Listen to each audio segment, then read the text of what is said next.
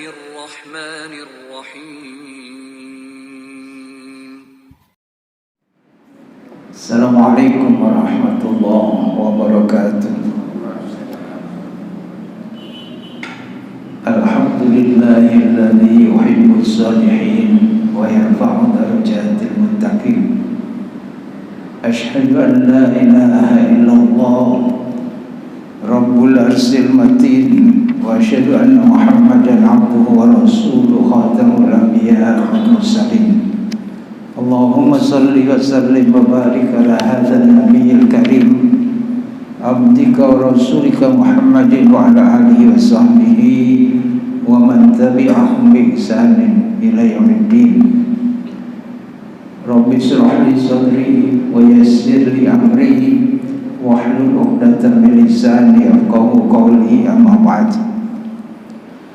Puji syukur kita panjatkan kehadirat Allah Subhanahu wa taala. Petang hari ini kita diberikan kesempatan oleh Allah Subhanahu wa taala dapat menutup hari ini dengan salat maghrib berjamaah, dan mudah-mudahan seluruh aktivitas kita merupakan aktivitas yang diridhai Allah Subhanahu wa taala, sehingga dapat menjadi bekal kita untuk kembali ke hadirat Allah Subhanahu wa taala. Amin ya rabbal alamin.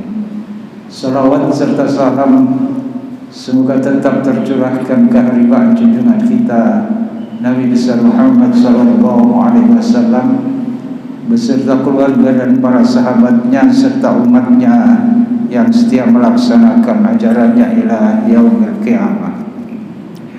Jemaah sekalian, kita lanjutkan kajian kita kitab Riyadhus Shalihin Imam Nawawi.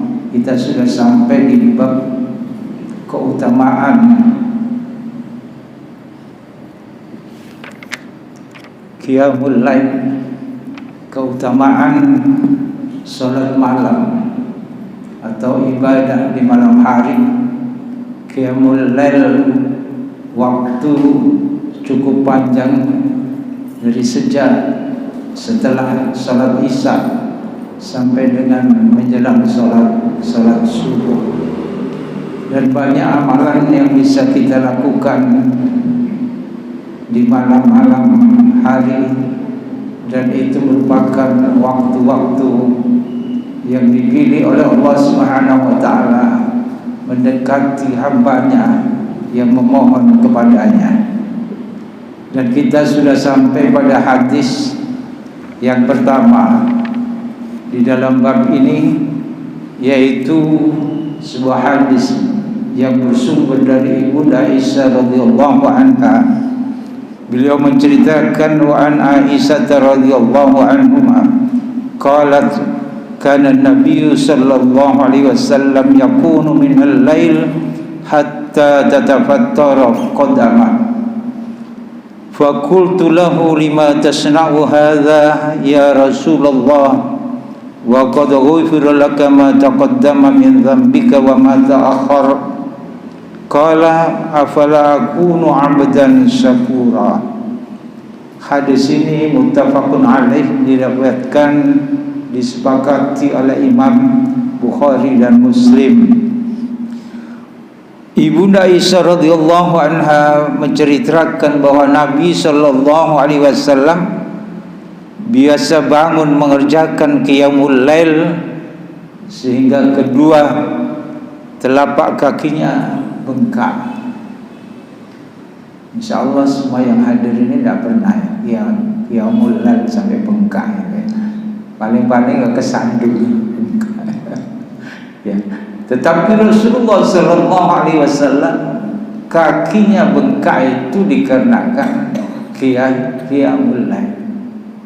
Berapa lama, berapa panjangnya waktu yang dilalui Rasulullah sallallahu alaihi wasallam di dalam qiyamul lail. Fakultu lahu, sehingga Ibunda Aisyah radhiyallahu anha mengatakan, lima tasna'u hadha, mengapa engkau sampai melakukan hal yang seperti ini wahai Rasulullah? Padahal Rasulullah ibadah sholat malam kakinya sampai bengkak. Tentu sebagai seorang istri yang mempunyai perhatian khusus kepada suaminya. Kalau sakit ya dipijeti kan gitu ya.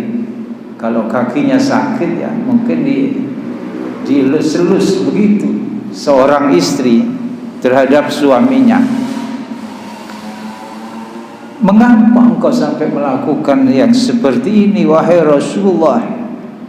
Wa qad ghufira laka ma taqaddama min dhanbihi wa ma ta'akhkhar. Padahal Allah Subhanahu wa taala telah mengampuni dosa. Padahal Rasulullah sallallahu alaihi wasallam itu dosa-dosanya diampuni Allah Subhanahu wa taala, baik yang telah lalu maupun yang akan datang. Dosa-dosa sudah diampuni, tetapi sholat qiyamul lailnya sampai kakinya bengkak. Untuk apa Rasulullah melakukan hal seperti ini? Tentunya tidak mengharapkan pengampunan. Karenanya Rasulullah memberikan jawaban atas pertanyaan istri tercintanya. Qala afala akuna 'abdan syakura. Tidakkah aku tidak diperbolehkan menjadi orang yang bersyukur kepada Allah Subhanahu wa taala. Jadi ibadah yang dilakukan oleh Rasulullah sallallahu alaihi wasallam di antaranya qiyamul lail itu di dalam rangka bersyukur kepada Allah Subhanahu wa taala. Nah, kalau kita ini ya masih kurang ya. Ibadah wajibnya saja tidak sesempurna Rasulullah sallallahu alaihi wasallam. Ditambah lagi salat malam, qiyamul lail. Kemarin sudah kita sampaikan bahwa sebagaimana firman Allah di dalam surat Al-Isra itu, fatahajjat bihi nafilatan lah. Salat tahajud itu sebagai tambahan. Jadi ibadah sunnah. Nah, kita ini ya wajib saja ya tidak cukup. Makanya ditambah dengan salat-salat sunnah. Nanti banyak kisahnya di dalam hadis-hadis. Setelah hadis yang pertama dari Ibu Aisyah radhiyallahu anha. Jadi kalau penutup hadis ini Rasulullah mengatakan afala akuna 'abdan syakura. Tidak bolehkah aku menjadi hamba Allah Subhanahu wa taala yang pandai bersyukur. Jadi kita sholat itu ya bersyukur. Makanya kalau sholat malam, apalagi hanya sholat fardu saja, lalu mintanya itu yang macam-macam. Ya, mintanya macam-macam. Padahal tidak sebanding dengan nikmat yang diberikan Allah Subhanahu wa taala kepada kita. Karena yang ketika kita mendirikan salat, apapun salat yang kita dirikan, maka yang kita ingat adalah nikmat Allah Subhanahu wa taala yang diberikan kepada kita. Sehingga saya mesti sholat ini dengan penuh khusyuk, dengan yang terbaik di dalam rangka ungkapan syukur kepada Allah Subhanahu wa taala. Tidak sebanding nikmat yang diberikan kepada kita. Wa in ta'uddu nikmatallahi la tuhsuha. Tidak bakal bisa kita menghitung-hitung nikmat Allah Subhanahu wa ta'ala. Hadis berikutnya, wa an Ali radhiyallahu anhu anna Nabi sallallahu alaihi wasallam tarakahu wa Fatimata laila faqala ala tusalliyan. Ini ada diceritakan dari sahabat Ali bin Abi Thalib radhiyallahu anhu. bahwa Nabi Sallallahu Alaihi Wasallam pernah mendatangi rumah menantunya ini, Ali bin Abi Thalib. Suaminya siapa? Fatimah. Ini di malam-malam dihampiri Rasulullah Sallallahu Alaihi Wasallam, menghampiri, mendatangi rumah Ali bin Abi Thalib. Untuk apa?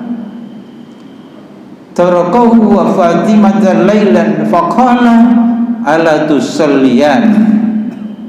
Tidak salatkah kalian berdua malam-malam ini? Ini menunjukkan betapa pentingnya salat malam itu. Sehingga Rasulullah sallallahu alaihi wasallam sampai menghampiri, mendatangi rumah putrinya dan menantunya untuk menanyakan apakah kalian malam hari ini tidak sholat. Nah, kita tidak pernah, bapak kita ini obrak-obrak kita supaya sholat malam. Pernah ya? Jauh-jauh datang ke sholat, tidak pernah gitu ya. Wis mangan tak itu yang banyak ditanyakan. Nek terus mangan tak kok no. Jamaah yang dirahmati Allah Subhanahu wa taala, ini sebuah pelajaran bagi kita. Begitu utamanya salat malam itu. Sampai-sampai Rasulullah sallallahu alaihi wasallam membangunkan keluarganya, yaitu putrinya, padahal sudah berkeluarga. Itu hanya memberikan pelajaran, menunjukkan bahwa qiyamul lail itu betapa penting. Sehingga orang-orang yang melaksanakan qiyamul lail itu akan ditempatkan di tempat yang dimuliakan oleh Allah Subhanahu wa taala. Kemarin sudah kita sampaikan keutamaan dari qiyamul lail itu. Jamaah yang dirahmati Allah Subhanahu wa taala, ini kalau kita mengingat dari firman Allah Subhanahu wa taala bahwa terhadap keluarga itu memiliki kewajiban, ada perintah. Allah berfirman di dalam Al-Qur'an, wa'mur ahlaka bis-shalah. Suruh, perintahkan keluarga kalian itu untuk apa? Mendirikan salat. Mendirikan salat. Itu perintah Allah di dalam Al-Qur'an. Wa'mur ahlaka bis-shalah. Suruh keluargamu itu untuk mendirikan salat. Kadang-kadang bapak itu ya sungkan karo anaknya. Itu sekarang ini ya, anaknya tidak sholat ya didiamkan saja. Anaknya tidak sholat ya bapaknya malah sungkan. Anaknya waktu azan sudah dikumandangkan lalu ngorok itu ya tidak dibangunkan. Jadi orang tua malah sekarang ini sungkan terhadap anaknya. Kalau tidak sungkan ya takut kok minggat dan lain-lain gitu ya. Tapi Allah, kita membela Allah atau anak kita, sementara Allah memerintahkan kita wa'mur ahlaka bis-shalah. Di dalam hadis Rasulullah sallallahu alaihi wasallam, kalau usianya sudah 7, 8 tahun, 10 tahun ya apakah dipukul, tapi aja dikipeng ya dipukul gitu aja, tanda bahwa ini sebuah peringatan keras meskipun tidak menyakitkan, tapi ini adalah perintah, melaksanakan perintah Allah Subhanahu wa ta'ala dengan melakukan memukul anak kita kalau tidak sampai mau melaksanakan sholat. Jamaah yang dirahmati Allah Subhanahu wa ta'ala. Wa an Salim bin Abdullah bin Umar bin Khattab radhiyallahu anhu an abihi anna Rasulullah sallallahu alaihi wasallam qala ni'mar rajulu Abdullah law kana yusalli minal lail Qala Salim, fa kana Abdullah ba'da dzalika la yanamu minal laili illa qalila. Ada Salim bin Abdullah bin Umar bin Al-Khattab radhiyallahu anhu, dari ayahnya, sumbernya dari Umar bin Khattab, bahwa Rasulullah sallallahu alaihi wasallam bersabda, sebaik-baik laki-laki adalah Abdullah bin Umar, putra dari Umar bin Khattab. Seandainya dia selalu mengerjakan salat di malam hari, seandainya dia senantiasa qiyamul lail, Salim berkata, setelah itu Abdullah hanya tidur sebentar saja di malam hari. Bahwasanya Rasulullah sallallahu alaihi wasallam yang diceritakan oleh Umar bin Khattab, bahwa sebaik-baik laki-laki adalah Abdullah. Ini dipuji di cara Rasulullah sallallahu alaihi wasallam, supaya waktu itu Abdullah bin Umar ini masih belum menikah, masih belum keluarga, masih remaja, sehingga Rasulullah sallallahu alaihi wasallam memberikan pujian bahwa sebaik-baik laki-laki adalah Abdullah bin Umar. Abdullah ini, nah, kalau sudah dipuji, itu bertanggung jawab seseorang itu atas pujian ini, karena yang memuji siapa? Rasulullah sallallahu alaihi wasallam. Sehingga Abdullah bin Umar mempertahankan pujian itu setelah mendapatkan pujian dari Rasulullah sallallahu alaihi wasallam.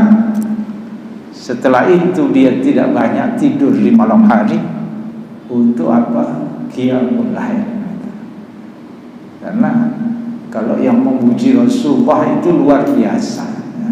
Kalau tidak dilaksanakan sangat merugi, ya. Jamaah yang dirahmati Allah Subhanahu wa taala.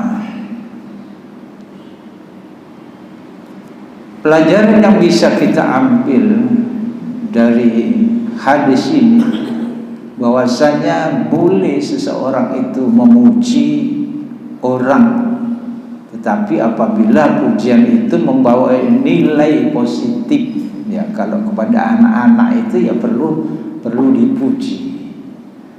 Tetapi kalau kepada orang tua berbeda lagi, jangan memuji di depan orang banyak. Jangan memuji di depan orang banyak, menjadikan ibadahnya itu nanti tidak ikhlas, menjadikan ketidakikhlasan. Tetapi terhadap anak-anak yang seperti ini boleh memuji, supaya merasa diperhatikan untuk berbuat kebaikan. Kadang-kadang kita ini tidak terbiasa memuji itu, ya, tidak terbiasa memuji. Ukurannya diri kita. Kalau kita ini dipuji-puji kadang-kadang risih. Tetapi ada yang gila puji, kan? Kalau nggak dipuji itu motung, ada juga, ya. Kalau saya muji, ya, motung. Sementara kita ini tidak mengharapkan pujian dari manusia. Kita inginnya semua yang kita lakukan hanya semata-mata lillahi rabbil alamin. Jamaah yang dirahmati Allah Subhanahu wa taala, kita lanjutkan hadis berikutnya. Wa Abdullah bin Amr bin As radhiyallahu anhu, dari Abdullah bin Amr bin As radhiyallahu anhu, qala, dia berkata, qala Rasulullah sallallahu alaihi wasallam, ya Abdullah la takun misla fulan kana yaqumul laila fataraka qiyamul lail. Hadis ini pernah sudah kita bahas dalam bab tentang salat sunnah kemarin itu. Dari Abdullah bin Amr bin As radhiyallahu anhu, ia berkata, Rasulullah sallallahu alaihi wasallam bersabda, ya Abdullah la takun misla fulan. Kata Rasulullah sallallahu alaihi wasallam, wahai Abdullah, jangan seperti si fulan itu. Rasulullah menunjukkan contoh yang tidak baik, yang tidak patut ditiru. Apa? Kana yaqumul lail fataraka qiyamal lail. Dulu si fulan itu biasa bangun malam untuk sholat. Jadi dulu seseorang, Rasulullah memberikan contoh, si fulan ini dulu sergap salat malam. Lalu kata Rasulullah sallallahu alaihi wasallam, kana yaqumul laila fataraka qiyamal lail. Lalu kebiasaan itu dia tinggalkan, dia tidak lagi qiyamul lail. Jangan seperti dia. Kalau kalian qiyamul lail, ya diusahakan istiqomah. Memang istiqomah itu berat. Caranya ya, sekali ketika kita qiyamul lail, jangan terlalu banyak. Qiyamul lail itu pertama 30 rakaat misalnya. Apa ya? Keselam. Wis gitu ya. Meni kapok kan gitu ya. Ya dari sedikit gitu ya. Rasulullah biasa berapa rakaat? 11 rakaat ya. Itu pun panjang itu bacaannya. Kalau tidak panjang ya tidak sampai bengkak kakinya. Jadi dari bertahap. Kalau masih bisa 2-3 rakaat ya 3 rakaat. Kalau bisa 5 rakaat ya 5 rakaat. Dan begitu seterusnya. Sehingga kita ini bisa istiqomah salat qiyamul lail. Kalau harus 11 terus misalnya gitu, berat gitu. Ya, nanti tidak bisa istiqomah. Maka dari yang sedikit-sedikit, yang penting istiqomah. Karena Rasulullah sallallahu alaihi wasallam ketika ditanya oleh sahabatnya, dikatakan bahwa Allah Subhanahu wa taala suka dengan orang yang beribadah itu sedikit tetapi ajak, istiqomah. Ya, istiqomah. Jamaah yang dirahmati Allah Subhanahu wa taala, ini sudah kita jelaskan di bab salat sunnah yang kemarin itu. Wa an Ibnu Mas'ud radhiyallahu anhu qala, dari Ibnu Mas'ud radhiyallahu, beliau mengatakan, dzukira indan Nabi sallallahu alaihi wasallam rajulun nama lailatan hatta asbaha qala dzaka rajulun bala syaitanu fi udunaihi au qala fi udunihi. Jadi itu dari muttafaqun alaih, diriwayatkan dari oleh Bukhari dan Muslim. Dari Ibnu Mas'ud radhiyallahu anhu, dia berkata, dia pernah dekat dengan Rasulullah sallallahu alaihi wasallam. Dibicarakannya seorang laki-laki yang tidur semalaman sampai pagi. Lalu beliau bersabda, itulah laki-laki yang kedua telinganya dikencingi setan. Ya. Jadi kalau malam hari kita ngelilir lalu tidak bangun, ilingnya itu ya, timbang dikencingi setan. Jadi kalau sudah ngelilir itu ya dilanjutkan bangun. Nanti disambung adalah hadis yang berikutnya. Jadi supaya kita bangun itu ingat hadis ini. Kata Rasulullah sallallahu alaihi wasallam, orang yang terbangun di malam hari lalu dia tidak bangun itu, lalu tidur kembali, itu telinganya dikencingi setan. Timbang dikencingi setan gitu ya. Maka kita mesti bangun supaya tidak dikencingi setan. Setan itu benar-benar kencing gitu di telinga seseorang yang tertidur pulas. Ketika terbangun dia tidak bangun. Setan menggunakan semua cara untuk membuat hamba Allah itu semakin jauh dari Allah Subhanahu wa ta'ala. Nanti kita kan yang kita ketahui, kalau orang tidur itu ada ikatan-ikatan gitu ya. Ada 3 ikatan. Nanti ada hadisnya itu.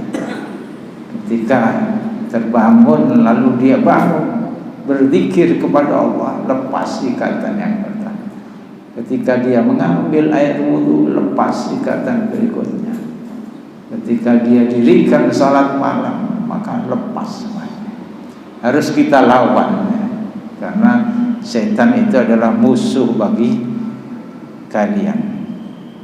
Setan menggunakan berbagai macam cara supaya hamba Allah itu semakin jauh dan melupakan Allah Subhanahu wa ta'ala di dalam berbuat ketaatan kepada Allah. Memang berat. Kalau kemarin kita sebutkan ini termasuk falak tahamal aqabah. Mengapa lalu kemudian kalian tidak memilih jalan yang mendaki? Mendaki lagi sukar. Qiyamul lail ini jalan mendaki. Kemarin sudah kita sampaikan. Jadi memerlukan perjuangan. Kalau kita ingat hadis Rasulullah sallallahu alaihi wasallam, khufatil nar khufatil jannatu bil makari wa khufatil nar bis sahawat. Bahwasanya surga itu diliputi oleh sesuatu yang tidak disuka oleh manusia. Bahkan yang dibenci oleh manusia, termasuk qiyamul lail.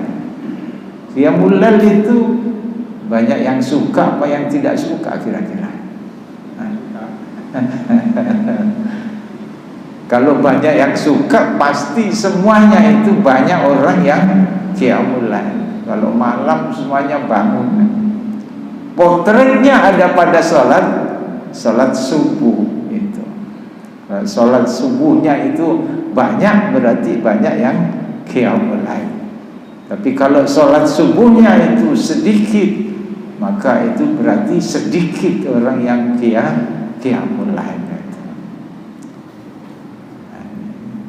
Itu jalan ke surga, jalan mendaki yang memerlukan perjuangan. Yang disuka itu apa? Notos selimute kemule, dikemul nomane, gitu ya. Nah, itu diteruskan tidurnya, itu yang lebih banyak, Lalu itu kemana? Wa khufatin nar bisahawat. Jangan-jangan ini jalan ke neraka, yaitu jalan yang banyak disukai oleh manusia. Karena neraka itu diliputi oleh sesuatu yang disuka, yang amat disuka oleh keinginan syahwat manusia. Nah, ini kalau kita ingat hadis-hadis yang seperti ini, ya kita harus perangi. Kita memilih jalan yang mendaki. Apalagi sekarang ini musimnya berdingin, jadi ini dingin. Enaknya itu kemulan maneh gitu. Jadi tidak memilih jalan mendaki, tapi yang datar saja yang disuka. Mendaki itu perlu perjuangan. Jadi qiyamul lail itu sendiri berarti melindungi diri kita itu dari bisikan-bisikan setan. Karena kita mampu memerangi dari itu. Terusnya tidur ya, situ diuyui gitu, diuyui setan. Yang ingat itu. Kalau ingat itu ya risih lah ya, bangun saja. Timbang diuyui setan. Jamaah yang dirahmati Allah Subhanahu wa ta'ala. Hadis berikutnya wa an Abi Hurairah radhiyallahu anhu. Hadis berikutnya dari Abu Hurairah radhiyallahu anhu, anna Rasulullah sallallahu alaihi wasallam Wa Rasulullah sallallahu alaihi wasallam bersabda, yaqidu syaitanu ala qafiyatin ra'sin ahadikum idza huwa nam. Salasa uqad yadribu ala kulli uqdah. Alaika lailun tawilun farkut fa in istayqadha fadzakarallahu ta'ala in halat uqdah fa in tawadda'a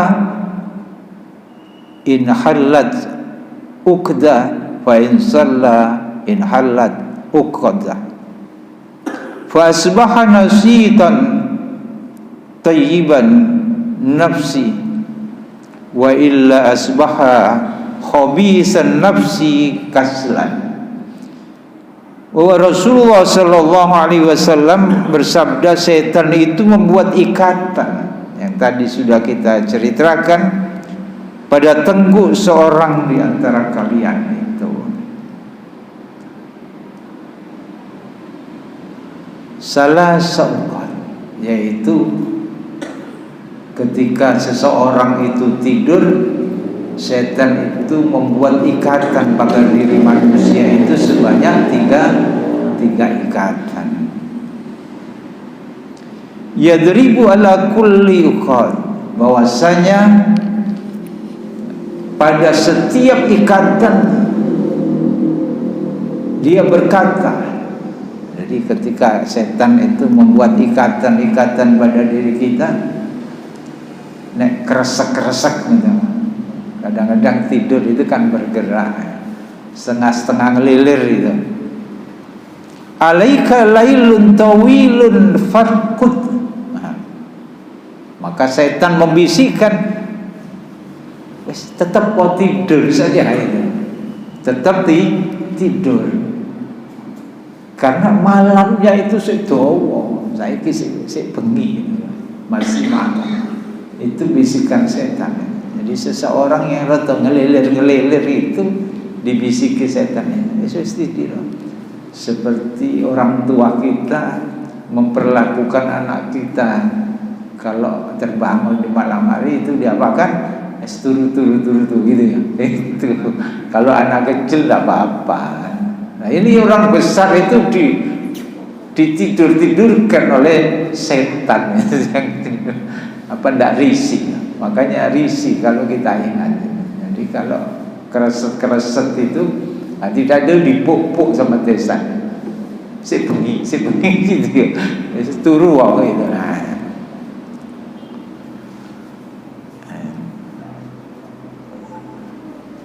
Fa in istayqadha fa dzakarallahu ta'ala in halat uqdah. Jika dia bangun lalu berzikir kepada Allah, bangun itu mengucapkan apa? Alhamdulillah, lepas satu ikatan itu. Nah, ini Rasulullah itu yang menceritakan itu. Fa in tawadda'a in halat uqdah. Setelah alhamdulillah itu biasanya tidur lagi ya. Ono sing ngono ya, masih ada yang begitu. Ketika bangun terus kriep-kriep gitu. Kalau tidak mengucapkan alhamdulillah ya digoda lagi tuh. Bisa-bisa ambruk lagi gitu. Iya, isu ya masih pergi turu mana itu. Tetapi kalau dia bangun lalu mengambil air wudu, lepaslah ikatan yang kedua itu. Ikatan yang kedua. Fa in shalla in khallat uqatuhu. Kalau lalu kemudian setelah mengambil air wudu itu dia sholat, maka lepas ikatan yang ketiga. Maka dia ketika sholat itu lepas ikatan yang ketiga itu. Fa asbaha nasitan tayyiban nafsi. Ketika dia memasuki waktu subuh, maka dia di dalam keadaan yang prima itu, ya, yang beriman, yang tidak bermalas-malasan ya. Jiwanya itu merasa bersih, pelong itu rasanya. Jadi kalau kita itu setelah melaksanakan qiyamul lail, maka sampai masuk subuh kita punya kebahagiaan tersendiri. Lalu dilanjutkan, fa illa asbaha khabisan nafsi kaslan. Fa illa asbaha, jika dia tidak melaksanakan qiyamul lail, maka pagi harinya jiwanya itu kotor, jiwanya itu tidak lepas, tidak bisa semerena, kusut wajahnya.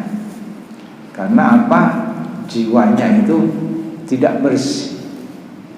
Jadi yang membersihkan jiwa ini bisa melalui qiyamul lail. Itu termasuk keutamaan dari qiyamul lail. Jadi ketika dia bangun malam lalu sampai waktu subuh, maka akan dirasakan di dalam dirinya itu menjadi orang yang terbebas dari beban, karena jiwanya itu bersih.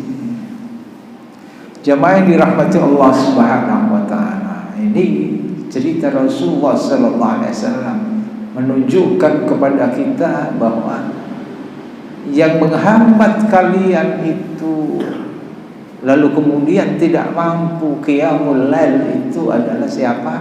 Perbuatan setan. Setiap orang yang ingin mendekat kepada Allah itu akan dilakukan perlawanan oleh setan untuk mengganggu manusia supaya dia tidak lagi dekat kepada Allah Subhanahu wa ta'ala. Makanya selalu Allah itu mengatakan bahwa setan itu adalah musuh yang nyata bagi kalian. Jangan kemudian kita mau kompromi dengan setan. Pelajaran yang bisa kita ambil kandungan di dalam hadis ini, ketika ikatan setan adalah lawan dari ketiga amal perbuatan ketaatan, yaitu zikir kepada Allah, itu adalah yang tidak disuka oleh setan. Orang-orang yang berzikir kepada Allah adalah perbuatan amalan yang tidak disuka oleh setan. Karenanya setan itu menginginkan dia tetap tidur, tidak melanjutkan zikirnya itu kepada amal perbuatan yang selanjutnya. Jika dilanjutkan lagi, maka lepaslah ikatan-ikatan dari setan yang menghambat seseorang itu mendekat kepada Allah Subhanahu wa ta'ala. Karenanya Rasulullah sallallahu alaihi wasallam memberikan pelajaran, dalam keadaan apapun juga basahi lisan kalian itu dengan berzikir kepada Allah Subhanahu wa ta'ala. Jangan sampai kita ini kalau tidak berzikir. Kemarin sudah kita sampaikan ya, dalam keadaan apapun, memanfaatkan waktu yang diberikan oleh Allah Subhanahu wa ta'ala sebagai ungkapan syukur diberikan waktu yang sangat berharga, ya kita gunakan untuk berzikir kepada Allah. Dalam rangka apa, kemarin itu ada dua hal yang mesti menjadi prioritas utama di dalam kehidupan kita, yaitu ampunan Allah dan meraih surga Allah Subhanahu wa ta'ala.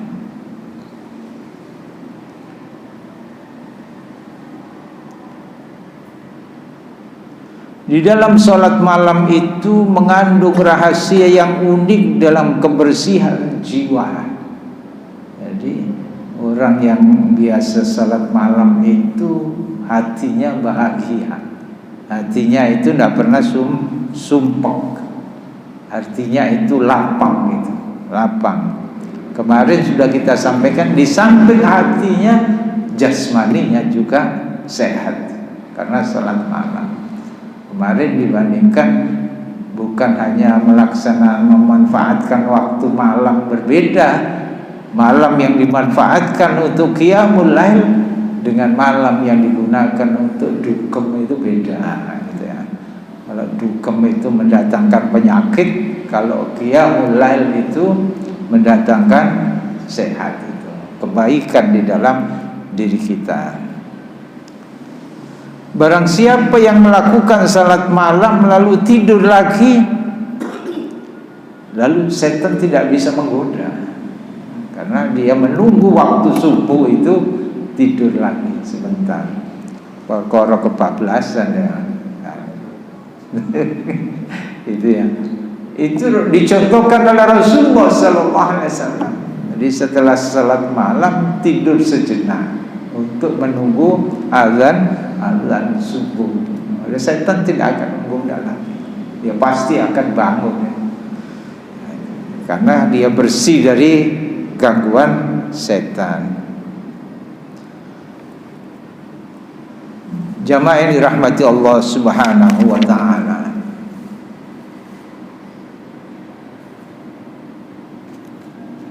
Hadis berikutnya dari Abu Hurairah radhiyallahu anhu.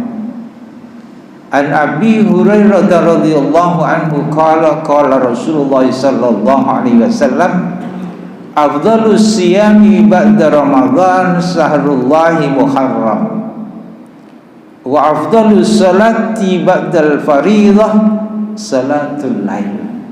Ini ada dua hal yang berbeda dalam satu hadis. Rasulullah sallallahu alaihi wasallam bersabda, afdhalus siyami ba'da Ramadan sahrullahil Muharram. Puasa yang baik itu, puasa yang paling utama setelah puasa Ramadan adalah puasa bulan Muharram. Sekarang ini bulan apa? Muharram. Berarti ada waktunya kita puasa. Utamanya kalau tidak bisa awal sampai tanggal 10 misalnya, ya tanggal 9 dan 10 Muharram, atau kapan saja di bulan Muharram kita berpuasa, akan dilipat gandakan untuk pahala, mengampunkan dosa-dosa kita. Jadi puasa yang utama setelah Ramadan adalah puasa Muharram, di bulan Muharram. Wa afdhalus sholata ba'dal fariidhah salatul lail. Nah, ini yang masuk dalam bahasan kita, yaitu sholat yang paling utama setelah sholat fardu adalah sholat malam, qiyamul lail. Itu adalah sholat yang utama setelah sholat fardu, adalah qiyamul lail. Kalau itu merupakan hal yang utama, maka Allah Subhanahu wa ta'ala akan meninggikan, melipat gandakan pahala orang-orang yang melaksanakan. Kalau berbicara tentang keutamaan puasa sunnah pada bulan Muharram, terlebih lagi tanggal 9 ya, tanggal 9 nanti mudah-mudahan kita saling mengikatkan, disebut dengan Tasu'a ya. Dan tanggal 10 dalam puasa apa? Asyura. Nah, ini puasa yang dua hal inilah yang keutamaan, mengikuti keutamaan puasa setelah puasa Ramadan. Sedangkan sholat yang paling utama setelah sholat fardu adalah qiyamul lail. Qiyamul lail itu setelah di bawah sholat fardu. Kalau salat fardunya sudah acak-acakan, maka sulit untuk melaksanakan salat atau qiyamul lail itu, salat malam. Maka kita mesti menata terlebih dahulu salat-salat fardu kita, agar kita ini dapat menambah lagi dengan salat-salat sunnah tambahan, yaitu qiyamul lail. yang disebut dengan yang ayat yang diketengahkan di dalam surat Al-Isra, fatahajjat bihi nafilatan, yaitu sebagai salat tahajud, sebagai tambahan dari salat-salat fardu kita. Wa an ibni Umar radhiyallahu anhuma anna an-nabiy sallallahu alaihi wasallam qala salatul laili masna masna fa idza hifta subha fa'utir bi wahdah. Ini yang dicontohkan Rasulullah sallallahu alaihi wasallam, bahwa Nabi sallallahu alaihi wasallam bersabda, salat malam itu 2 rakaat. Apabila kalian khawatir akan masuk waktu subuh, fa'utir bi wahdah, maka salat witirlah satu rakaat. Jadi dua saja. Mendekati subuh berapa? 1 rakaat. Jadi tidak sampai melewati waktu subuh. Jadi salat malam itu 2 rakaat. Jadi akhir salat malam itu adalah ganjil. Itulah yang disebut dengan witir. Apabila seseorang mengerjakan salat malam, hendak diakhiri dengan witir, karena setelah itu dia hanya akan mengerjakan salat yang genap. Seperti 2 rakaat dia lakukan Nabi sebelum salat subuh. Jadi ada ditambah satu rakaat. Jamaah yang dirahmati Allah Subhanahu wa taala, kita bermohon kepada Allah, mudah-mudahan kita diberikan kemampuan oleh Allah Subhanahu wa taala untuk melaksanakan secara istiqomah qiyamul lail, sehingga kita mencapai kedudukan yang mulia di sisi Allah Subhanahu wa taala. Amin ya rabbal alamin. Marilah kita tutup dengan doa kafaratul majlis. Subhanakallahumma bihamdika asyhadu an la ilaha illa anta astaghfiruka wa atubu ilaik. Wassalamualaikum warahmatullahi wabarakatuh.